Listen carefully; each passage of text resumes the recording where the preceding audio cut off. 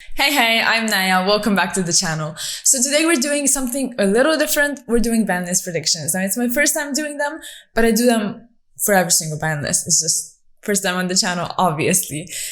I take my predictions very seriously. This is not a wish list. This is legit what I think will happen. I put a lot of thought into it. So if you want to know what I came up with, just continue watching the video. I will try to not ramble too much, which I probably will end up doing because I honestly really care about that. Everything having to do with the game, obviously. But yeah, I will try. Now, we're gonna go from unlimited to banned because I feel like that's more exciting. We all know that the things we most care about are just limited and banned. So we're gonna leave that for now.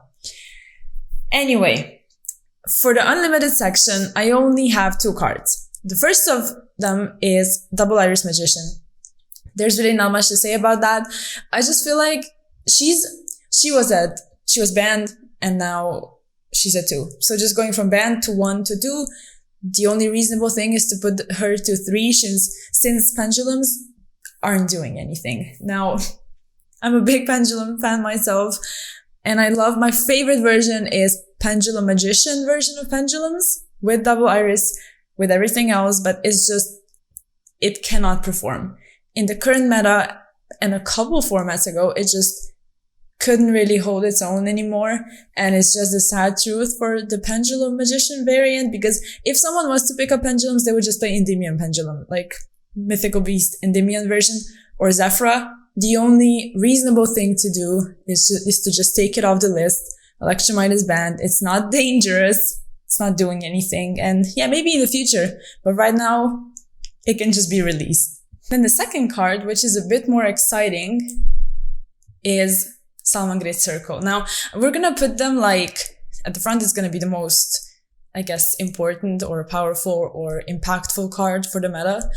So just to be brief, Salamangreat Circle, they need something. Like Salamangreat is such a power crap deck.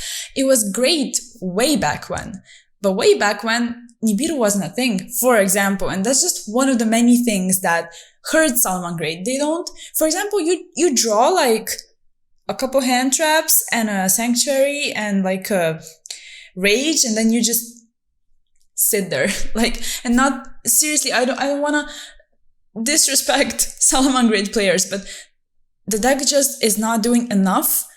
And this is the reason why I think they can have 3 circle, because if they do, then going from, for example, 5 copies of Gazelle, immediately you go to 7, your deck actually does something. Giving them circle just makes it so they have a bit more to do, and I don't think that's really a problem. Now, as for the semi-limited portion, I have something on here. I know this is not a very favorable part of the ban list, but I want to put Joker on here. Joker, I feel like should go to 2 because at some point he needs to go to 3 as well, because it's just same as Double Iris. I'm not going to repeat myself and bore you, but it's not doing anything. It's not impacting anything. And maybe if Electromite comes back, they can start doing something. But for the time being, I think it can just slowly go to 2 and then to 3, and that's it. Not the actual exciting part of the list. What do we want to go for first? So I guess we can talk about prank hits. We need to talk about prank hits. I don't want to talk about prank hits. I just want to keep playing them, but you shouldn't be stuck on only one deck. So let's go ahead and limit Duro. Now I have a couple reasons for that. One of the reasons is, for example, if you get Veilered or Impermed on Doodle, you need to even get to Pandemonium, because you send it with Fancies and then you can recur it with the second Doodle. And also you would need to run more pranks or focus and orient your plays towards using pranks more, because you need to recur your Doodle. From that point on, if Doodle gets limited, you're gonna have to make your plays so that you play into Nibiru every single turn, because you're gonna have to shuffle back Doodle. And it's like, what they're gonna do by limiting Doodle is just making prank hits more prone to hand traps, which is good because right now they can, for example, chain block with the field spell or with parallel, and overall it's just an incredibly consistent deck. And taking away such an important monster and part of the combo, part of everything, just makes them much more fragile and just worse overall. And also, there's another reason. They need to sell the tins. Now, granted, the tins are probably gonna sell themselves because of everything that's in them. They're really good. But if they could push them a bit more forward with the ban list, I'm sure Konami would just be down for that, honestly. And if you get cross-out designator, you can just, if you draw it, you can negate the random Veiler or Imp or something that just destroys your entire turn if you only have one doodle. So there's that also, just keep that in mind. Now the next card, let's go for Drytron Nova. Okay, we're gonna talk about Drytron now. I feel like I chose Nova. I thought about how should I hit, how should I think of hitting Drytron? And the only reasonable thing to do would be to limit Nova, because Nova is the card that you do not want your opponent to have in hand when you Nibiru them, when you hand trap them, when you do anything to them. It's just all around is an incredibly well just made card for the archetype. With the non-restrictive summon, you can just summon in attack, whereas other Drytrons make it so you have to summon in defense. Nova by itself is an incredible asset for the deck, and by limiting that, first of all, you take away some of the consistency with Drytron. Doesn't really struggle with, but like sometimes you draw those awkward hands where you're like I don't want to see that many names, or I don't want to see that many rituals, or it's just a mixture of cards that don't go together.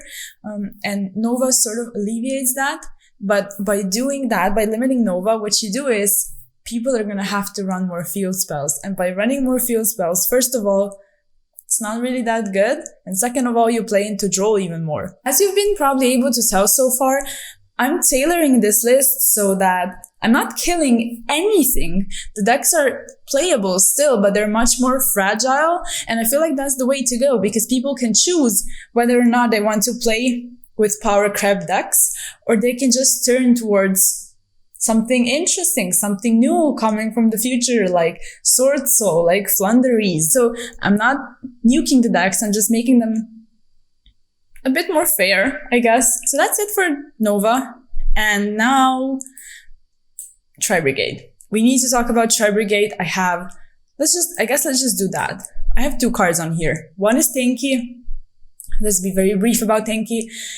Way back when Lunalights were a thing, when Zodiacs were first a thing, and now they were a thing again, and now Drytrons are a thing.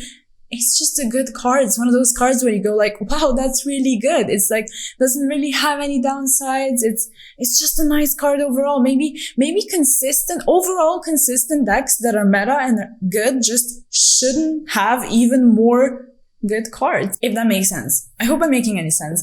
But Tenki is one of those cards where you know that, for example, if someone has Fractal, they have a big combo, like a formidable combo. And if you know they have 3 Fractal and then 3 Tenki, they have more ways of seeing it, obviously. When decks have so many different ways of getting to the engine, I feel like at some point it just becomes an issue when a deck is good overall. And then pair that up with, for example, hard drawing Revolt or something like that. And also Tenki, for example, if we talk about Tri-Brigade in particular, Tenki is not only more copies of Fractal, it's the entire Zoo engine and package and Zeus. It's Zeus. And I feel like we shouldn't hit Zeus, but we should start hitting ways of getting to him, because it's getting kind of stupid where there are so many decks where they build boards and someone just normal summons a random Zoo and that's it. And Tenki gets you to that, and I feel like similarly to Barrage, it should just be at 1. Just have 1. That's it. I think that should be good. And then the other card, like I've already mentioned a bit, is Revolt. I think it shouldn't be banned at all. It's an incredibly good card, but the actual problem of Tri-Brigade is, they're consistent. That's first. That's why I put Tenki to 1. And then also, you can deal with 1 banish. most of the time you can deal with one banish, even if it's busted, like non-targeting and stuff like that. But what you cannot deal with is the card advantage that Revolt provides to your opponent turn 3, turn 4, I don't know, it's not just a banish, it's a search, it's a mill, it does a lot. Now, why I think Revolt should be a 1 is simply for the fact that, yes, you can search it throughout your combo, which is fine. That's great. It's just a basic combo for a basic deck. That's good. But if the combo was to get disrupted in any way, and even if it doesn't get disrupted and you play through one Revolt and maybe don't die, they have it in the grave. There's no more Revolts following up. Like there's no fear of that anymore.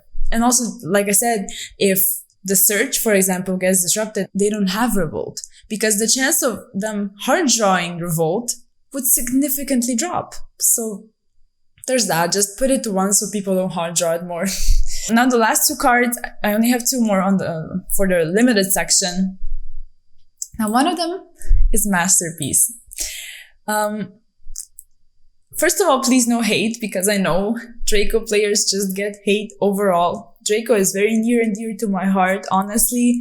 It's not a very fair deck, way back when. But yeah, I didn't really play with Masterpiece. When I played Dracos, it was already banned. And I'll try to be a bit more brief than with the meta decks. Why I feel like it can come back is just for the fact that, yes, it can be unaffected, but most of the time, if you make Masterpiece unaffected, you should do it by making him unaffected by monsters and traps, because those 2 types of cards tend to do the most in order to like remove a monster or just get rid of it. There really aren't that many spells that you should be afraid of being a Draco player then.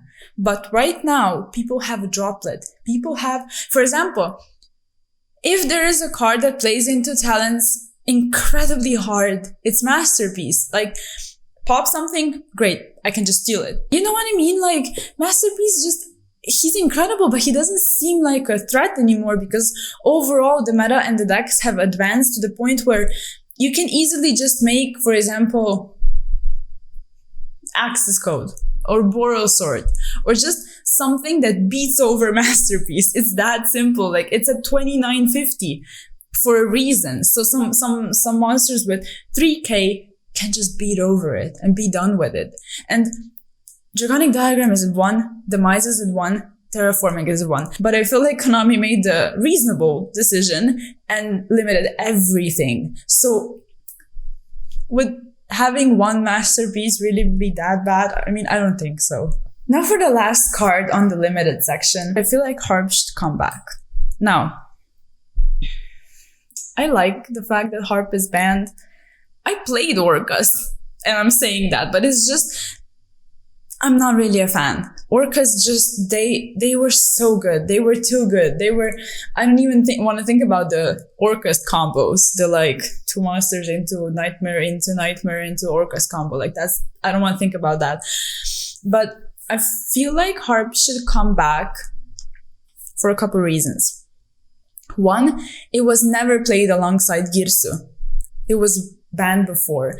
So I feel like there is something intriguing about, running a deck with Girsu and Harp together. And then also, me and my friends sort of came up with this proxy list of Sky Striker Orcas if Harp was to come back to 1. And it was good and all, but it didn't pose that much of a threat. Like I mentioned before, they just want to sell the tins. Girsu's in the tin, and obviously people are gonna buy them for many other reasons other than Girsu. But if Harp was to come back, I don't encourage that, by the way. I should probably mention that. Just buy singles. But, I feel like it's okay. I'm like scared looking at my list, my ban list. But yeah, I think we're gonna be fine if all of that happens. Now, for the banned cards. One of them is Order. Really not much to say about that. I said I wasn't gonna ramble. I rambled for a good, I don't know how much, 20 minutes or something now, because I honestly have so much to say. But as for Order, it's just too good. That's it. What cards do sometimes is, when they deny people from playing, it's just not fun anymore. Also, if you check out my Joytron deck profile, Alpha plus Zeta is order. Just like that. If you want to run it, it's, I guess, a bit of a brick if you think about it, but it's order. And we can just look at the list in a couple of years and order is still on here, and we're like, wow, that card was a 1 once. So yeah, there's that. It should be banned. Yeah, let's just move on. The last card I have on here is Eva. Now, as for Eva, she's too good. Tritrons are powerful. They make great boards. And if you would be able to just drop a Dark Ruler on them and break their board, that would be okay. But because Eva is a thing, then Herald of Orange Light is a thing, and Beatrice sending Eva is a thing. And you effectively just lost because, yeah, you broke their board, but they still have disruptions in hand. And that's the actual issue. You cannot physically deal with that much disruption just because of this one card. And I feel like if they want to take some power away from Joytron, what they should do is just ban Eva. That's it. That's my Banlist predictions. I did not hit anything regarding Dragoon. Don't beef with me about that, please. Like, I genuinely don't think it's gonna get hit. I feel like with Anaconda, they want to push Phoenix Enforcer, and you can send Fusion Destiny and make him. So there's that. Now, Red Eyes Fusion and Dragoon, yes, they're annoying, but they can be dealt with. I feel like as long as not that many meta decks play Dragoon, for example, we should be fine. And looking at this meta right now, Prankers don't run it, obviously. Tri-brigade doesn't run it. Virtual World stopped running it. So, like, it's not really that big of an issue.